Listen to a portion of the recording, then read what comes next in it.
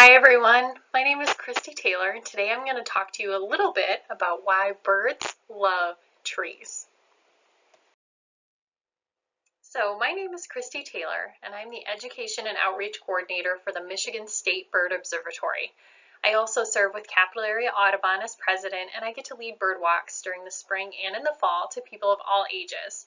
I love learning and surrounding myself with smart people. And today, you guys will be celebrating Arbor Day and learning about a very important piece of nature, trees. So today, as you learn about trees, I'm going to talk to you a little bit about birds. Do birds need trees? Of course. Birds use trees in many different ways. Like people, birds need clean air, clean water, and plenty of food to survive. Trees help provide clean air. They also provide shelter and food for many birds. Can you think of a type of food that trees provide? The obvious might be berries or nuts, but trees provide habitat or homes for many different insects, and birds need those insects to survive. Even dead trees like this one are important for birds. So what is a bird? Birds are amazing wild creatures. They have feathers unlike any other animal, and all birds have feathers, although not all birds can fly. Birds lay eggs, have beaks, and live all over the world. Birds have many different adaptations, allowing different birds to live in the same area but not compete for the same resources or food. Michigan has over 450 bird species that have visited our state.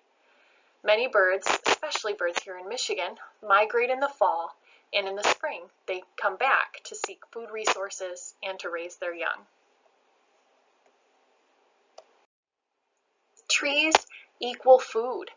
So trees produce berries, seeds, and nuts that birds can eat. Importantly, trees also provide a home for many insects that birds like to eat. Bur oak trees can support over 300 different species of insects.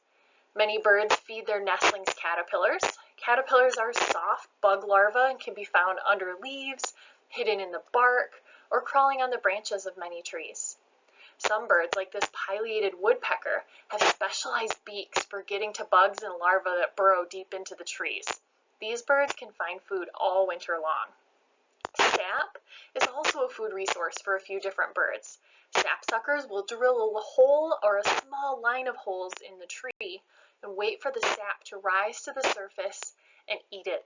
So when these holes dry up, they'll drill a new line just above or below it to get to that sweet sap. Trees also equal safety for many birds. Some birds roost at night in the trees, and other birds like owls hide in trees during the day. Brown creepers, like this little bird, have feather patterns and colors that look just like tree bark. So when they are foraging, looking for little critters up and down a tree, they can blend right in. Nests are nurseries and are used for raising baby birds, but birds do not usually sleep in their nests or use them all year long, so they use trees to find other places to rest for the night. Birds use trees to hide from predators. Many birds can blend right into their surroundings, making it harder for a predator like a cat or a hawk to find them. The black-backed woodpecker uses little sap wells that get sticky all around its nest cavity in the tree to keep snakes from entering to get to the eggs. Trees also equal shelter. Birds use trees to find shelter from bad weather and to build their nests. Birds will use tree material to build their nests. Bald eagles make their nest from large sticks and branches and will use the same nest year after year. Many birds build their nests in trees. Some build a cup nest, like a little basket, like the American robin. Others use a hole, or we call it a cavity, in a tree. You can see this owl is inside a tree cavity and blends right in. Cavity nests can be used by different birds over the years. A woodpecker nest this year could end up as a bluebird nest next year. Birds like woodpeckers can make their own nests by hollowing out a tree cavity inside of a dead tree. And sometimes when you look at the forest floor, you might see a large pile of wood chips. That is probably from a pileated woodpecker nest cavity. Trees also equal identity for some of these birds, not really to themselves, but how people refer to them. So some birds are named after trees. On the top here, that's a cedar waxwing eating that bright red berry. The cedar tree produces lovely berries that these birds like to eat. There's also birds, pine siskins, the wood duck that's in this bottom picture. The male is brightly colored and the female is a little bit duller but has that beautiful white eye patch. The pine warbler, eastern wood pewee, the tree sparrow, the American tree swallow, the willow flycatcher, the palm warbler, and the wood thrush on the top there. You can see those spots on its chest. It can blend right into the forest floor.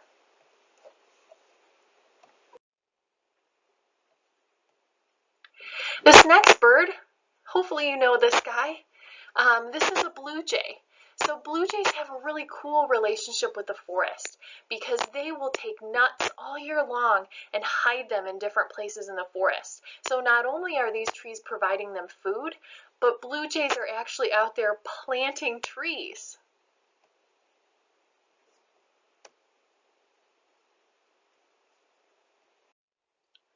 This bird is called a tufted titmouse, and they live in deciduous woods or mixed evergreen forests, typically in areas with a dense canopy with a lot of leaves and trees.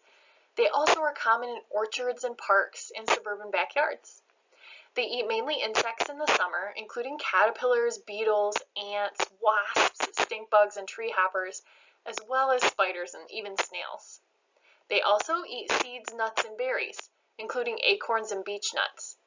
Experiments with the tufted titmice indicate they always choose the largest seed available when foraging. Some of you might have a sibling like this that always takes the biggest chocolate chip cookie. But I want you to look at this bird's beak. So that beak could be used for foraging insects. It's very pointy, looks kind of sharp, can also be used for berries and seeds. So this next bird, I want you to look at the beak and tell me if you think this bird migrates or if it stays here in Michigan all winter long. So this is called a blue-headed vireo, and this bird has kind of a long, skinny beak, but it's a little bit flat, and it has a hook on the end. So that tells me this bird likely eats insects and cannot stay here all winter long. The beak is flatter than that of the titmouse, so it probably isn't used for crunching open hard seeds. So this next bird, do you think it stays here or do you think it goes? Well, hopefully you noticed that long, flat-ish, pointed beak again. This bird also goes. This is a warbler. This next bird I talked about a little bit earlier, so you should know this one. This is a pileated woodpecker, and that beak can find bugs deep in the trees all winter long. Now this bird is tricky. This bird is a northern shrike, and although it's about the same size as a robin, this bird is actually a predator, and you can see that long hook. So this bird can find prey in Michigan all year. They actually spend their summers a little bit north of central Michigan area in the Upper Peninsula and in Canada, and then they come down to find additional prey in the winter. So many migratory birds switch from eating mostly insects to the berries that are available in the fall. These woody trees and woody shrubs produce these awesome fall berries.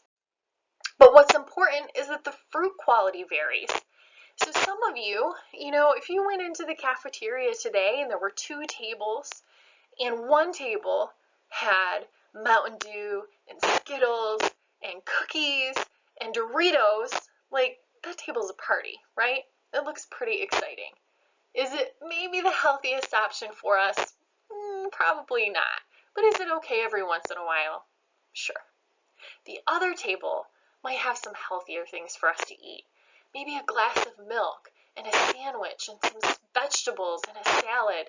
Now that table is going to make it so that we have energy all throughout the day, right? We're getting the vitamins, minerals, and all that healthy stuff that we need. So if we show up, sometimes we choose from the snacky table and other times we choose from the healthy table, we're probably going to be healthy. But if we show up to the cafeteria and the only thing available is Doritos and Skittles, we're probably not going to be as healthy. So we need to know what fruit and what foods are available to our migrating birds. Our native plants, the ones that have been in Michigan before people were here, they're high in fat and energy. That's what our birds need to migrate, and they're lower in sugar. The non-native plants that kind of people brought in with us and now are spread all over the state of Michigan, they can be lower in fat and higher in sugar. So they have not as many nutrients our birds need to have that long distance migration.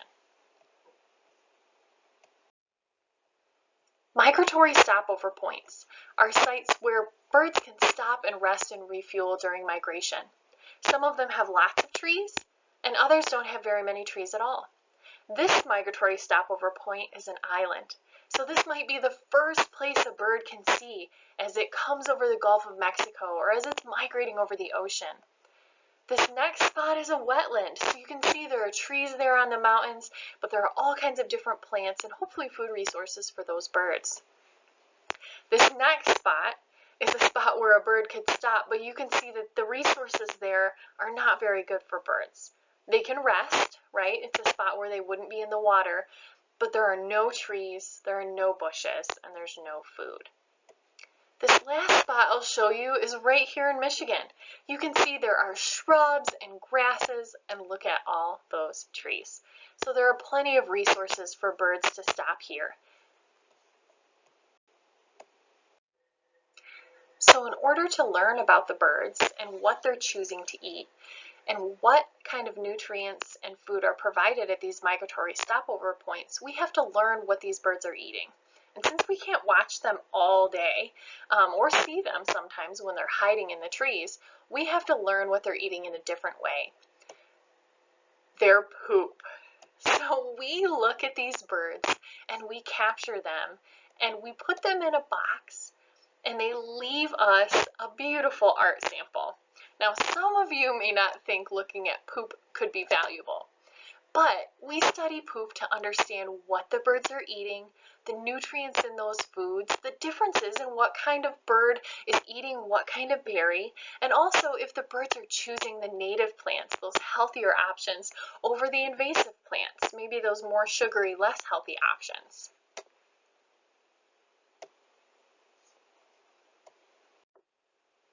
At the Michigan State Bird Observatory, we study birds during fall and spring migration. Fall migration lasts a bit longer because birds are resting at migratory stopover points and storing up energy for migration. They can wait for favorable weather, and sometimes we can have a large number of birds come through all at once. We also encounter many baby birds in the fall who are just starting their first migration. In the springtime, birds are quickly headed back to breeding sites and tend to make shorter stops. In the fall, we ban birds from around August 15th through October 15th. In the spring, it's generally in the month of May. So each morning during operation, the staff at the Michigan State Bird Observatory opens special mist nets to safely capture birds as they forage for food. We have a special permit and special training, and we check the nets every 30 to 45 minutes and bring any birds back to the banding tent if they were captured. So you can see she's wearing all these different bags, and each of those bags has a bird in it. The birds are kept safe and secure in those bags. We capture many baby birds, and in the fall, some birds have a duller plumage compared to their breeding plumage in the spring. So each bird is brought back to our bander, identified as to what type of species it is, and then we look at the health of that bird. So we can look at their muscle, and we can tell if they're healthy and ready for migration. We can look at the fat on the bird. By blowing on the bird, we can see their skin, and we can see the yellow areas where they store that fat, that energy they're going to need during migration. We can also tell if that bird is an adult or a baby, and sometimes we can tell if it's a male or a female. This bird here is a male American redstart, and you can see that silver band placed on that bird's leg. This band has a number unique to only that bird, so if anyone finds that bird again, they'll be able to give us a little bit more of the story about this bird's life. Bird banding research requires a federal and a state permit, and we have the opportunity to study these birds and observe population trends over time. We also study what they're eating by looking at their poop. One of the most fun things about bird banding is that we get to let people release a bird from their hand. So we would have you hold your hand out really flat, and we put the bird right there. Now, most of the time they fly away right away, but sometimes they stay for a moment. By capturing and banding birds, we get to learn about each individual bird, something that we would not be able to learn just by watching or listening to them from far away. We can tell how healthy a bird is by feeling the muscle and see that energy stored as fat, and tell how old they are. Some birds, like the black blue jay or black-capped chickadee, look just the same if they're a male or female. But others, like the northern cardinal, which maybe you've seen in your own backyard, have a different look for a male or female. The male is bright red, and the female is a little bit duller with that brownish red color. So look at the band on this bird here. You can see that that band is just the right size for that bird's tiny leg. So if this bird is found later at another banding station, or photographed at a bird feeder, or maybe it's found after it has died, it can tell us a more complete story about this bird's health, its life, and where it goes during migration, even if it comes back to visit us the next year. Everyone can contribute to science. People of all ages can help birds by participating in community science projects, and many are very simple and part of your everyday life. You can use the Merlin Bird ID app or sign up for Project Nest Watch or Project Feeder Watch, and you can keep a list at home of the birds that you've seen in your own house. Keep asking questions and keep being curious. Just do your best. Scientists, like us, ask a lot of questions. Here are a couple ways that you guys can all help birds this year. One is plant a native tree. It's Arbor Day, right? So go out there and celebrate the trees in your neighborhood. Find a native tree, one that's been growing in Michigan for a long time. You can also learn more about birds. You can share your love of birds with others, which is what I get to do for my job. You can also make your windows safe. So by breaking up the reflections on the outside of your glass using tape or markers or even painting something cool can make it so that birds can see the window, so they're not going to accidentally hit it. Keep your cats indoors, especially during the spring and summer. Baby birds a lot of times will leave the nest before they can fully fly. They'll hop around and follow the parent, and the parent will still feed them, but it can make them very, very vulnerable to dogs and cats. If you find an injured bird, do not try to feed or water it. Birds require special food and drink their water in a special way. So ask your parents to look up a DNR wildlife rehabilitator so they can find someone that specializes in helping baby birds. You can also ask your parents not to use pesticides or herbicides. Those are poisons that kill insects and plants on your yard at home.